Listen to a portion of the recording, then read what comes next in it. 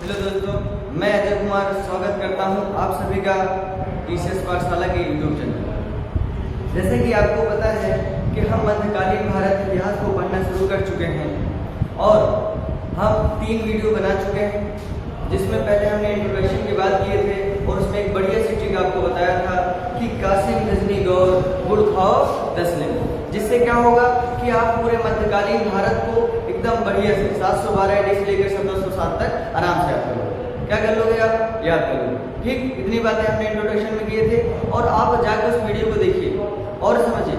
आज हम जो पढ़ने चल रहे हैं, आज हम कहानी पढ़ेंगे महमूद गजनवी की। इसकी कहानी पढ़ेंगे महमूद गजनवी की, जो आपका दूसरा विदेशी आक्रमणकारी है और एकदम बढ़िया से एकदम कहानी के जैसे कि आप कभी भी रिवीजन आप करो कि आपको आसानी से तुरंत याद, आपको आसानी से तुरंत याद हो जाएगा। बस आपको क्या करना है, थोड़ा सा पेशेंस रखना है और आपको ध्यान देना है ना। हम आपको पहले कहानी बताएंगे और जो लिखी हुई बातें हैं हम आपको कह देंगे कि आप स्क्रीनशॉट ले लीजिए, आप स्क्रीनशॉट ले लीजिए। ठीक, अब जरा हमको आप कासिम से थोड़ा 2-4 क्वेश्चन आप हमें बता दीजिए कि मोहम्मद बिन कासिम भारत कब आया। सबसे पहले आप कमेंट करिए, यानी कि पहला प्रश्न जो आपका होगा, कासिम भारत कब आया और यहाँ से कब गया। पहला आपका कासिम भारत कब आया और यहाँ से कब गया।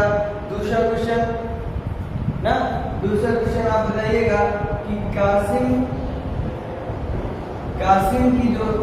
का जो युद्ध हुआ वो किससे हुआ, यानी कि भारत के राजा जो थे ना, यानी कि सिंध प्रांत के जो राजा थे या फिर शासक थे, कौन थे, आपको उनका नाम बताना है। तुरंत कमेंट करके बताइए, तुरंत कमेंट करिए, कम से कम हमको पता तो चले कि आप पढ़ रहे हो नहीं पढ़ रहे हो, मेहनत कर रहे हो कि नहीं कर रहे हो। और आप सब्सक्राइब नहीं करो चैनल, वीडियोज आप आ रहे हो देख रहे हो।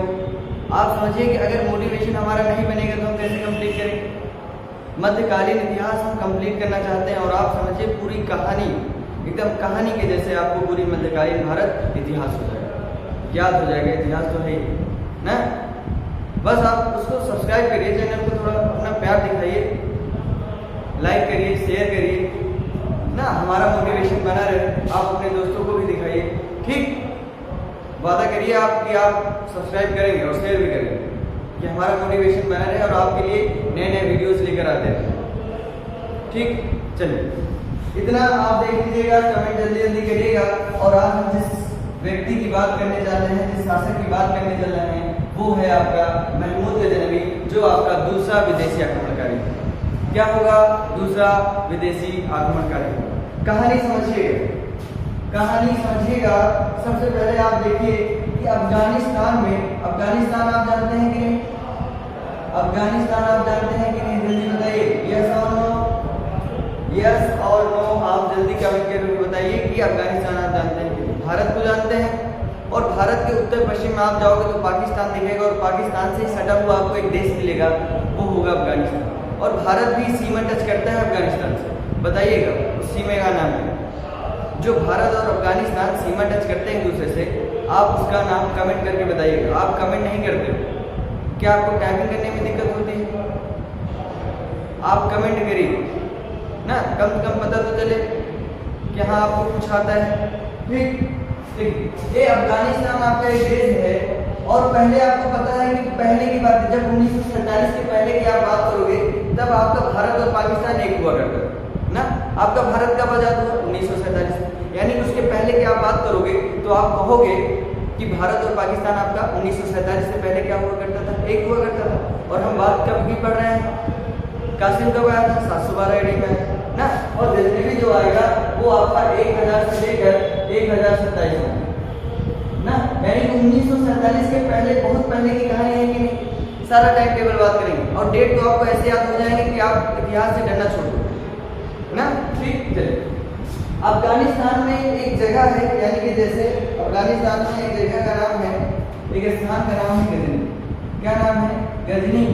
क्या नाम है? स्थान का नाम है गजनी। और यहीं पे चलता है एक वंश और उस वंश का नाम है गजनी वंश। क्या नाम है? यहीं पर एक वंश चलता है गजनी वंश और इसी को एक नाम और कहा जाता है, इसको कहा जाता है यामी वंश। क्या कहा जाता है? यामी। ठीक, अफगानिस्तान आपका देश है, वहीं पर एक स्थान का नाम है गजनी, और वहीं पर एक वंश चला करता है जिसका नाम है गजनी वंश, और उसी को आप क्या कहते हो? यामी वंश। क्या कहते हो? यामी वंश। और आपसे पूछा जाता है प्रश्न कि भैया गजनी वंश को आप एक और किस नाम से जानते हो? तो किस नाम से जानते हो? यामी वंश। किस नाम से? यामी वंश।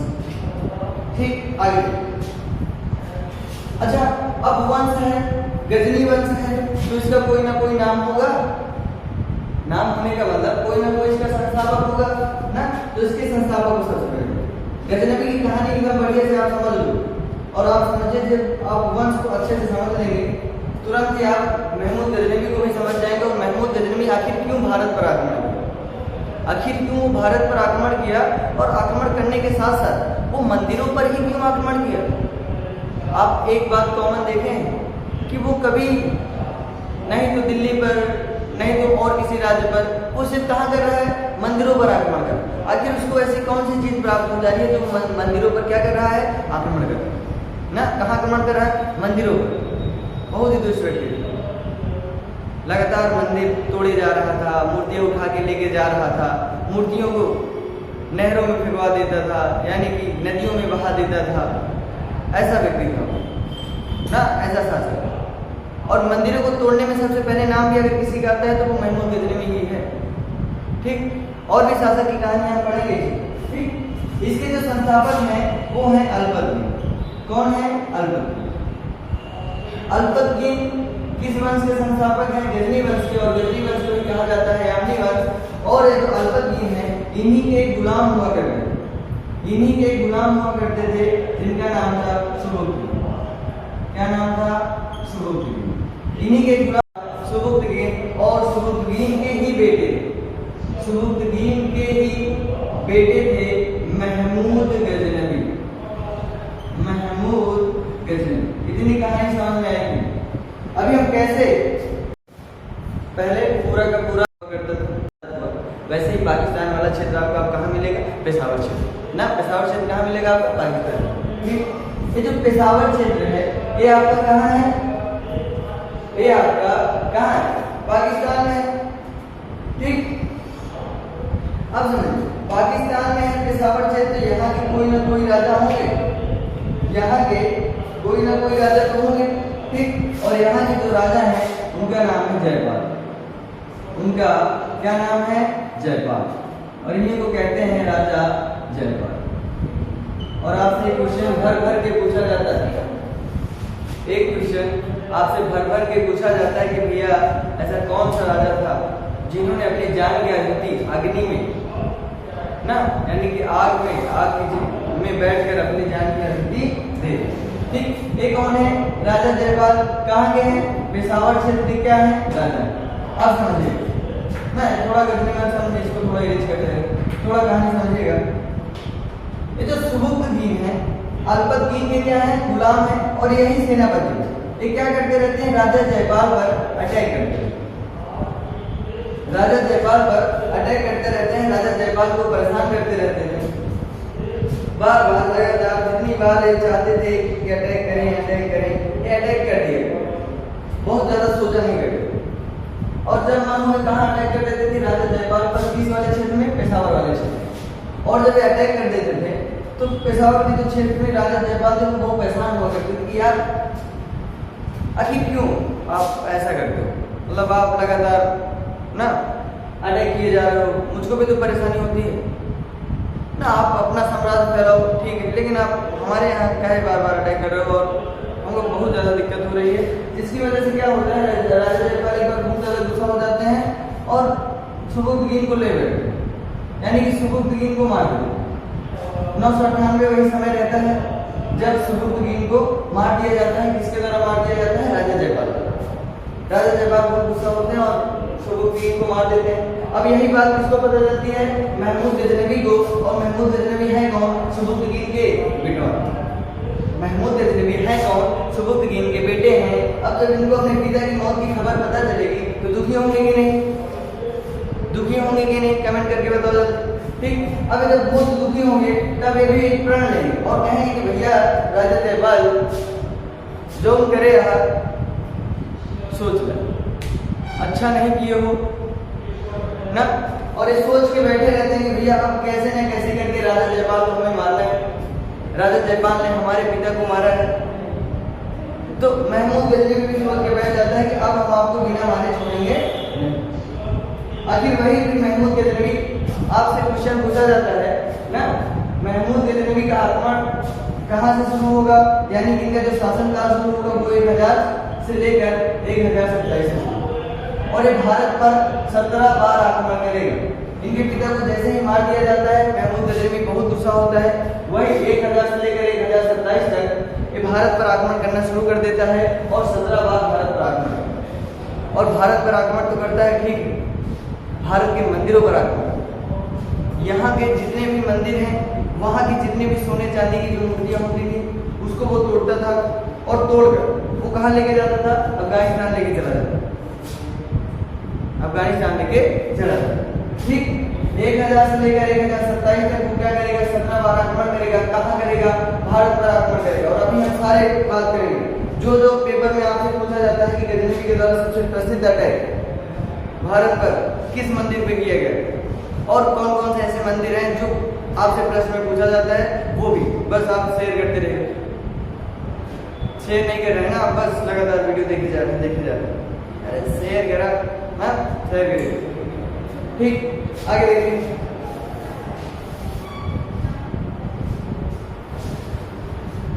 ठीक, अब क्या है, 1000 से लेकर 1027 के बीच में 17 बार वो मंदिर पर अटैक करेगा।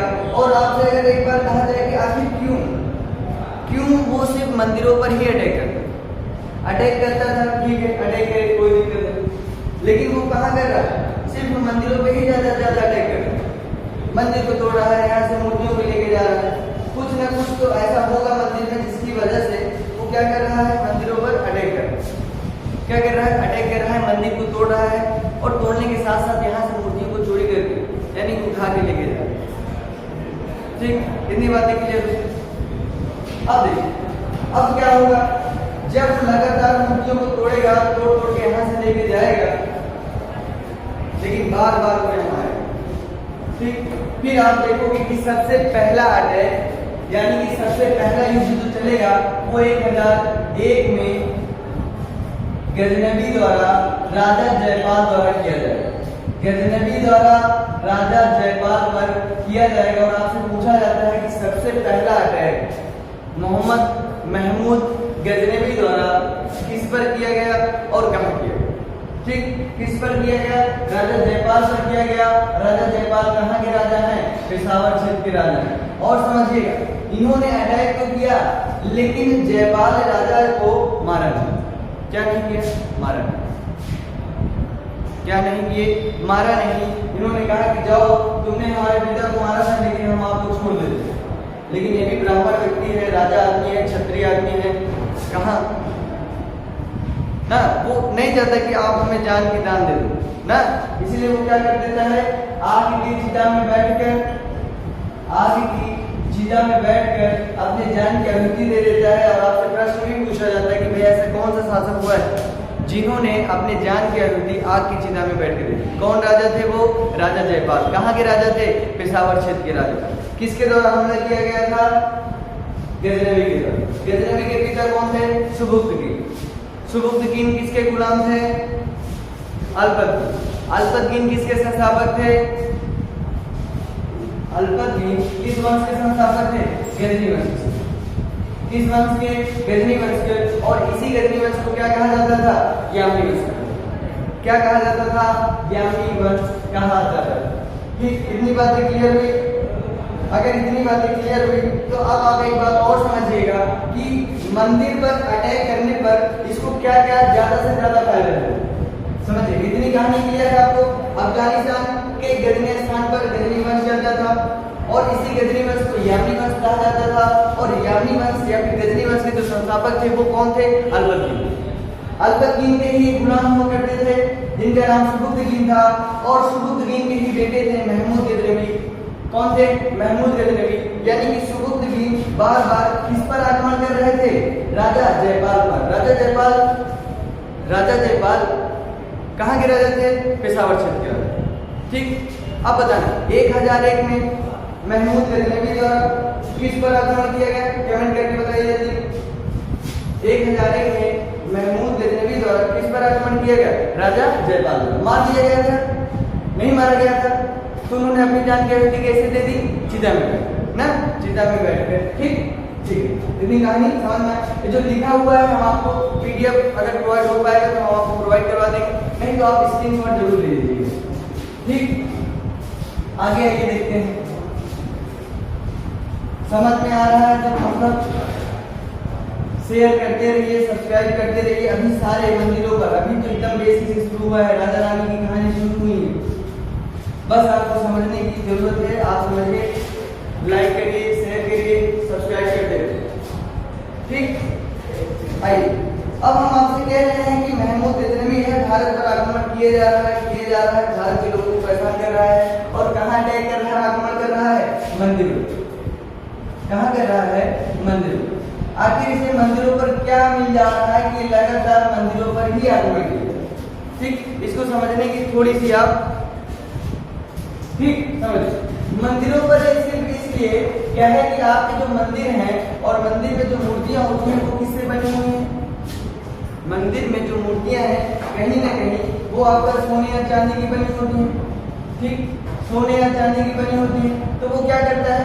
मंदिरों पर आक्रमण करता है और मंदिरों से सोने चांदी लेके जाता है। और समझिएगा, यही वो समय है यानी कि जब गजनवी भारत आता है तब देखता है कि यहाँ पर देवदासी प्रथा भी चल रहा है। क्या चल रहा है? देवदासी प्रथा। और देवदासी प्रथा में क्या हो रहा है? देवदासी प्रथा को समझिएगा, यानी कि देव के लिए दासी, यानी कि किसी भी पिता के 2 पुत्री या फिर 4 पुत्री हैं, वो अपने 2 पुत्रियों को क्या कर रहा है? मंदिर में दान दे रहा है। यानी कि पुत्री को मंदिर में दान दे देना ही आपका क्या हो जाता है? आपका क्या हो जाता है? देवदासी प्रथा। यानी कि अगर अब आपसे पूछा जाए कि देवदासी प्रथा क्या होता है तो आप बता दोगे कि नहीं। ठीक, यानी कि पुत्रियों को या फिर बेटियों को या फिर लड़कियों को मंदिर में दान दे देना ही आपका क्या होता है? देवदासी प्रथा। अब गजनवी भारत आता है, मंदिर पर आक्रमण करता है, यहाँ से दासियों को भी लेके जाता है और दासियों के साथ साथ मंदिर से सोने चांदी की जो मूर्तियां होती थी उसको भी लेके जाता है। ठीक, अब समझिए, अभी देखिए सिर्फ देवदासी प्रथा ही नहीं चल रही, इसी के साथ आपका बाल विवाह भी चल रहा है। इसी के साथ आपके भारत में क्या चल रहा है? बाल विवाह भी चल रहा है, सती प्रथा भी चल रहा है, और एक प्रथा और है जिसे आप कहते हो जौहर प्रथा, जो आपका कहाँ चल रहा है? भारत में। देखिए, ये जो प्रथा है चल कभी से रही है लेकिन अभी संज्ञान में आया है। ठीक, समझिए, बाल विवाह यानी कि छोटी सी बच्ची की शादी, एक बड़े उम्र के किसी भी लड़के से शादी कर दी। 12 वर्ष की कोई एक बच्ची है, उसकी शादी किसी भी 45 वर्ष या 50 वर्ष के किसी भी लड़के से शादी या बूढ़े व्यक्ति से शादी कर दी जा रही है तो वो आपका क्या हो जाएगा? बाल विवाह। छोटी सी गुड़िया, छोटी सी बच्ची 12 वर्ष की जिसकी शादी कर दी जा रही है 45 या 50 वर्ष के बूढ़े के साथ, तो उसे आप क्या कहोगे? बाल विवाह। इसी के साथ सती प्रथा। कहा जाता है कि ये जो 45 से 50 वर्ष का बूढ़ा व्यक्ति है अभी कितने वर्ष जिएगा? 5 वर्ष जिएगा या फिर 10 वर्ष जिएगा। लेकिन अभी ये छोटी सी बच्ची की उम्र ही क्या हुई है? 12 वर्ष। 5 वर्ष बाद अगर राजा मर जा रहा है, 5 वर्ष बाद राजा मर जा रहा है तो अभी इसकी उम्र ही कितनी होगी? 17 वर्ष होगी।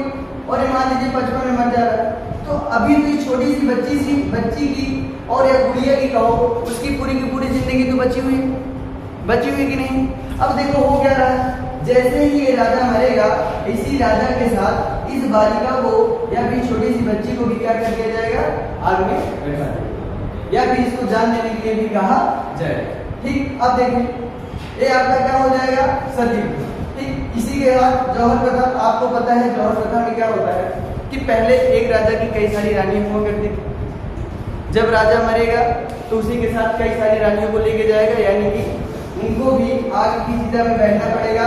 वही आपका क्या कहलाएगा? जौहर। समझ में आया कि पहला आपका देवदासी प्रथा, यानी कि लड़कियों को मंदिर में दान दे दिया जाता है और दान देने के बाद वो अपना घर बार या फिर सामाजिक की सारी क्रियाएं जो होती हैं उसे उनको भूलना, देवदासी प्रथा। दूसरा आपका बाल विवाह, तीसरा आपका सती प्रथा, चौथा आपका जौहर। इतनी बातें क्लियर हुई नहीं? ठीक, इतनी बातें क्लियर हो गई होंगी, ठीक। और बातें हम आपको सब लिखवाएंगे।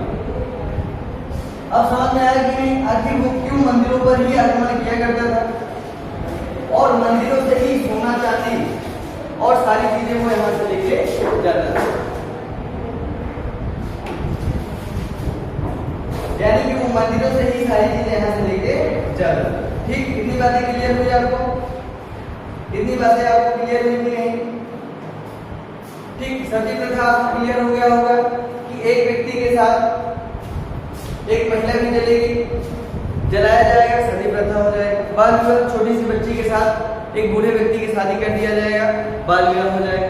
जौहर प्रथा में एक ही राजा कई सारी रानियां ना, आपका क्या हो जाएगा? जौहर प्रथा, ठीक। इतनी बातें क्लियर हुई आपको? इतनी बातें आपको क्लियर हुई कि नहीं? कमेंट करके बताइए। और एक क्वेश्चन आपसे पूछा जाता है, ठीक है सर सती प्रथा आया तो था, लेकिन इसको कब समाप्त किया गया? ये क्वेश्चन बार बार आपसे पूछा जाता है, इसको आप लिख लीजिए। सती प्रथा को कब समाप्त किया गया था और किसके द्वारा किया गया? और किसके द्वारा किया गया था? बताइएगा, कमेंट करके आप बताइए। सती प्रथा को कब समाप्त किया गया था और किसके द्वारा समाप्त किया गया था? कमेंट करके बताइए, हम नहीं बताएंगे।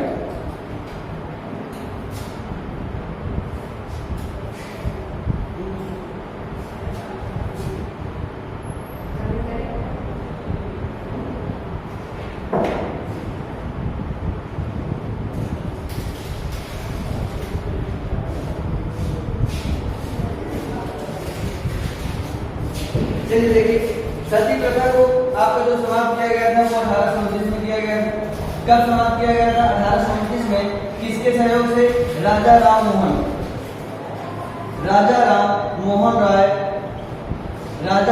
राय के सहयोग से लॉर्ड विलियम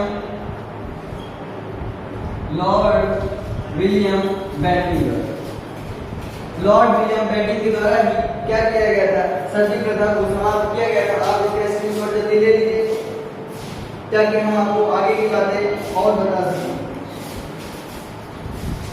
किसके द्वारा किया गया था? राजा राम मोहन राय के सहयोग से लॉर्ड विलियम बेंटिंग के द्वारा ही क्या किया गया है? सती प्रथा को समाप्त किया गया है, ठीक। अब आइए हम यहाँ समझते हैं कि इतनी बातें कब से लिखी रखी हुई हैं, वही बातें जो हम आपको बताएं कि कौन आक्रमण कर रहा है, कौन सा वंश कहाँ चल रहा है, कैसे चल रहा है, ठीक। इस बात को आप समझिए। और अब आपका वीडियो, अगर आप कहानी समझ में आ गया होगा तो आपको पूरा का पूरा वीडियो अच्छे से समझ में आ जाएगा। पूरा का पूरा वीडियो आपको समझ में आ जाएगा। देखिएगा, हम आपको बताए हैं महमूद गजनवी पढ़ने क्या चल रहा है? महमूद गजनवी काशी गजनी गौरपुर खाओ तस्मे में गजनवी आपका दूसरा विदेशी आक्रमणकारी होगा कि नहीं? गजनवी आपका पहला विदेशी आक्रमणकारी, कमेंट करिए जल्दी, कौन होगा? मोहम्मद बिन कासिम होगा। वहीं दूसरा विदेशी आक्रमणकारी कौन होगा? आपका गजनवी होगा। और गजनवी का जो शासन चलेगा वो 1000 चलेगा 1027, ठीक। लेकिन आप समझिएगा ये सत्ता में कब बैठेगा, यानी कि राजगद्दी पर कब बैठेगा? 998 में। क्या है कि 998 में ही राजा जयपाल द्वारा उनके पिता सुबुक्तगीन को क्या कर दिया गया था? मार दिया गया। लेकिन 1001 में आक्रमण किया जाता है गजनवी द्वारा। किस पर किया जाता है? कमेंट करके बताओ, ठीक। अब देखिए, अफगानिस्तान में एक स्थान है जिसका नाम क्या है? गजनी नाम है ना। स्थान का नाम क्या है? गजनी। और वही गजनी स्थान पर क्या चल रहा है? गजनी वंश चल रहा है, जिसको एक नाम और आप देते हो, क्या कहते हो? यामनी वंश। क्या कहते हो? यामनी वंश कहते हो। और वहीं उसके संस्थापक की बात करेंगे तो आप कहोगे उसके संस्थापक।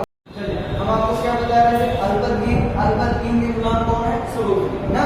एक बार फिर से देख लीजिएगा, महमूद गजनवी जो शासन करेगा 1000 से लेकर 1027 तक, ठीक। सारी बातें कहानी में हम आपको बताए हैं, कहानी में सारी बातें बताए हैं, वही पॉइंट आपको यहाँ लिखे गए हैं, आपको आराम से समझ में आएगा। कहानी समझ लीजिए, ये भी समझ में आएगा।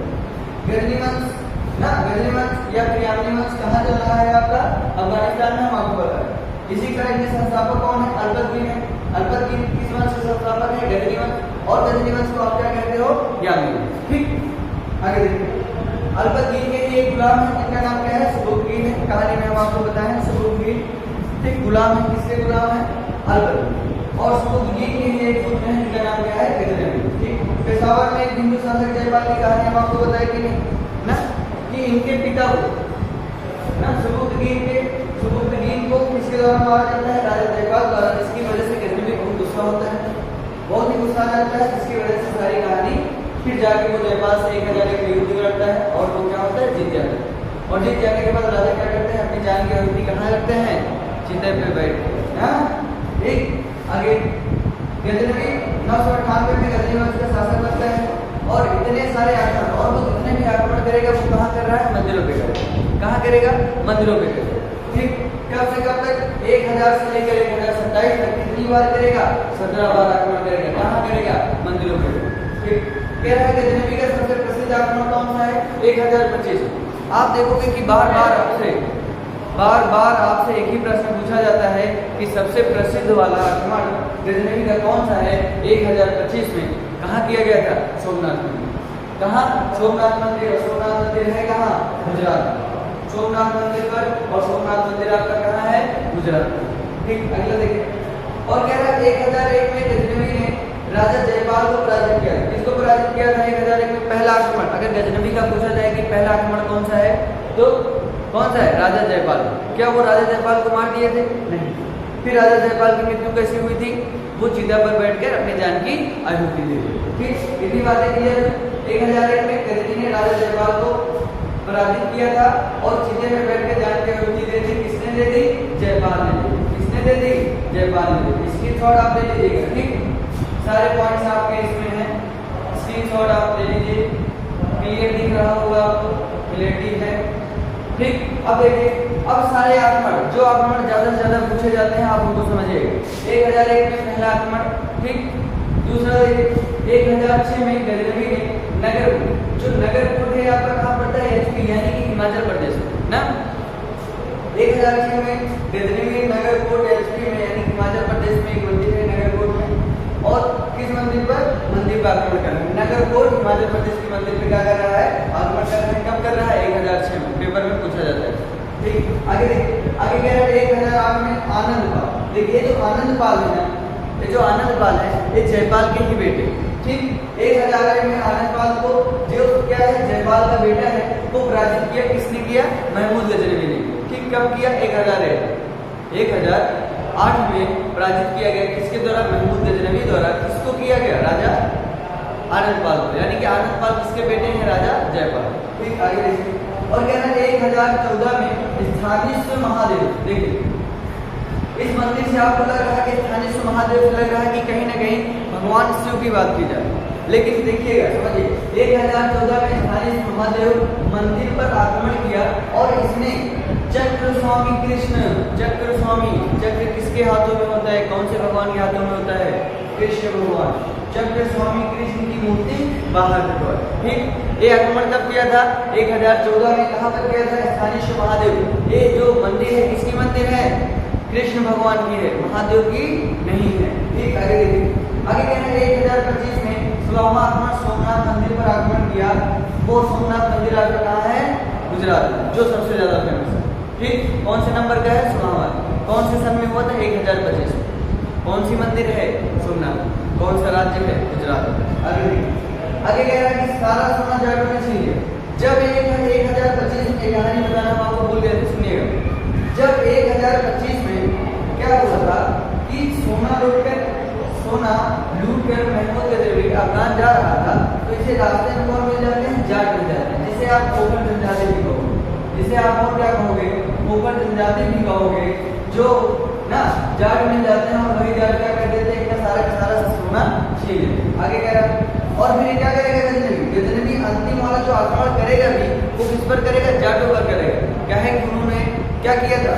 उन्होंने इसका सोना जो 16वां आक्रमण जो अथाह धन इन्होंने लिया था, अथाह धन इन्होंने लूटा था ना, वो क्या कौन लूट लिया था? जाटों ने। ठीक, अंतिम आक्रमण जाटों पर किया और 1027 में जाटों की हार हुई। यानी कि अंतिम, अगर आपसे पूछा जाए कि महमूद गजनवी अंतिम बार भारत पर आक्रमण करने के लिए कब आया? तो कब आया? 1027 में। इसीलिए आपको क्या कहा जाता है कि 1000 से लेकर 1027 तक की टाइम पीरियड माना जाता है। किसका माना जाता है? महमूद गजनवी का। ठीक, आगे देखिए। फिर आगे क्या है कि कुछ ना कुछ जब कभी भी राजा या फिर कोई भी शासक देश में आता है तो किसी न किसी को लेके आता है, यानी कि किसी न किसी को लेके आता है, यानी कि दरबारी या फिर कवि को लेके आता है। और इसलिए भी दरबारी और कवि को लेकर आया। कौन लेकर आया? गजनवी, जिसमें से इनके सबसे प्रसिद्ध वाले एक लेखक थे अल-बरूनी। इनके सबसे प्रसिद्ध वाले एक लेखक या फिर आप दरबारी कहो, सबसे प्रसिद्ध वाले कौन थे? अल-बरूनी थे। और पेपर में पूछा जाता है कि अल-बरूनी द्वारा लिखी गई पुस्तक कौन सी है? तहक़ीक़-ए-हिंद। क्या है? तहक़ीक़-ए-हिंद किसके द्वारा लिखा गया है? अल-बरूनी के द्वारा लिखा गया। आपसे पेपर में जरूर क्वेश्चन पूछा जाता है, अल-बरूनी के द्वारा लिखा गया कौन सी पुस्तक है? तहक़ीक़-ए-हिंद। या फिर आपसे पूछा जाएगा तहक़ीक़-ए-हिंद किसके द्वारा लिखा गया है? अल-बरूनी के द्वारा। आगे क्या कह रहा है? एक फिरदौसी भी लेखक हुए हैं। फिरदौसी ने भी एक पुस्तक लिखी है जिसका नाम क्या है? सहनामा। और आपसे पूछा जाता है कि सहनामा पुस्तक किसके द्वारा लिखी गई है? फिरदौसी के द्वारा। ठीक, इतनी बातें क्लियर हुई। अगर आपको समझ में आ रहा है तो थम्स अप आप करिए, चैनल को सब्सक्राइब करिए, शेयर करिए। ठीक, अभी आपको कहीं जाना नहीं। ठीक, महमूद गजनवी की बातें पूरी हो चुकी हैं। एक दो बातें ना अगर लगेगा कि हाँ कुछ बातें आपकी जरूरी बातें छूट गई हैं, वैसे तो हमने देखा कि जितना भी पेपर में आपका आता है सारी बातें बताने की कोशिश की है और हमने आपको बताया। पेपर से पेपर पैटर्न को देखा जा रहा है और देखकर ही हम आपको बता रहे हैं कि कहाँ से क्या चीजें आ सकती हैं। ठीक, अब इतना पढ़ने के बाद अब हम जो शुरू करने वाले हैं, इसके बाद मोहम्मद गौरी को शुरू करेंगे। और मोहम्मद गौरी, अब आप पृथ्वीराज चौहान की एकदम प्रेम कहानी सुनने के लिए ना, इसके बाद जब हम गौरी की बात करेंगे, यानी कि कासिम गजनी गौर, तीसरा विदेशी आक्रमणकारी। और समझिएगा ये जो गजनवी है, ये जो गजनवी है तुर्की है ना, अरबी नहीं है। अगर आपसे पेपर में पूछा जाए कि पहला तुर्की आक्रमणकारी कौन होगा तो कौन होगा? महमूद गजनवी। कौन होगा? महमूद गजनवी। अब दूसरे जो तुर्की आक्रमणकारी होंगे वो आपके होंगे गौरी। और ये जो गौरी होंगे, गौरी में ही आपको मिलेंगे पृथ्वीराज चौहान, जो हिंदुओं के शासक अच्छे खासे वाले शासक कहे जाते हैं ना, तेज तवार, तंजावर ना, और प्रतापी राजा। ठीक, उनकी बातें करेंगे तो हम आप देखेंगे कैसे 1191 में तराइन का युद्ध हुआ, 1192 में भी हुआ। 1191 में तो जीत जाते हैं लेकिन 1192 में तो हार जाते हैं ना, कोई ना कोई तो रीजन रहा होगा। सारी बातें करेंगे कि कैसे उनकी प्रेम कहानी के चक्कर में वो द्वितीय तराइन का युद्ध हार जाते हैं। ठीक, उनकी प्रेम कहानी की हम बात करेंगे। ठीक, लगातार आप निश्चय पाठशाला से जुड़े रहिए, सब्सक्राइब करिए, शेयर करिए, लाइक करिए। ठीक, जय हिंद, जय भारत।